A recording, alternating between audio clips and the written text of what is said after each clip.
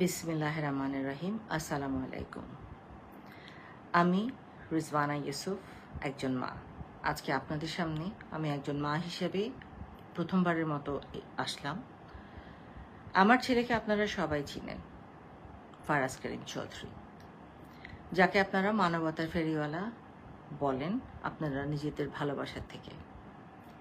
আজকে জাতির এই সংকটজনক মুহূর্তে আমার ছেলে চুপ, এটার কারণ মা হিসেবে আমি অন্তত জানি।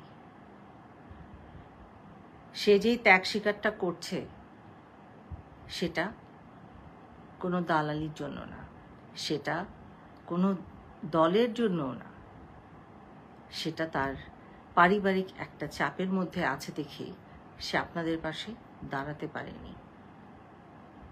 কিন্তু সে মন প্রাণ দিয়ে যতটুক পারছে কাজ করে যাচ্ছে, চেষ্টা করছে যাদেরকে ধরে নিয়ে যাওয়া হয়েছে তাদেরকে যদি ছাড়ানো যায়।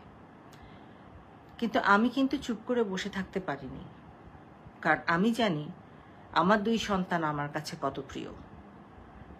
একটা মা হিসেবে আমি বারবার আমার ছেলের দিকে তাকিয়েছি, কিন্তু তার দিন ও 5-6 রাত ঘুমায়নি যখন এটা শুরু হলো।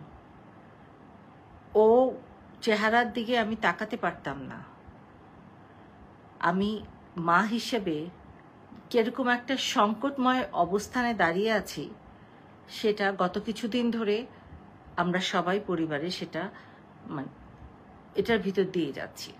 কিন্তু আজকে না আর চুপ থাকতে পারলাম না, আর ভয় আমার লাগছে না। আজকে আমি আমার ছেলের জন্য আপনাদের কাছে ক্ষমা চাচ্ছি। আমার ছেলে মানুষকে ভালোবাসে, সে সব সময়, তার মনটা অনেক নরম, সে মানুষকে অনেক ভালোবাসে। আজকে আপনাদের পাশে সে হয়তো সশরীরে নাই, কিন্তু মন প্রাণ হৃদয় জুড়ে সে আপনাদের সাথে।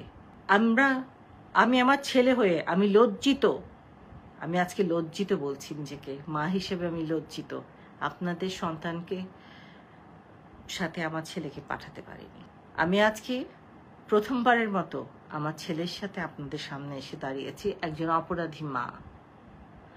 সেই সব মায়ের আমি অপরাধী যারা তাদের সন্তান হারিয়েছেন। আমি জানি না উপরওয়ালা আমাকে মাফ করবেন কিনা, কিন্তু আমি আপনাদের কাছে আমার ছেলের হয়ে মাফ চেয়ে নিচ্ছি। আপনাদের কাছে আমি করজোড়ে মাফ চাচ্ছি।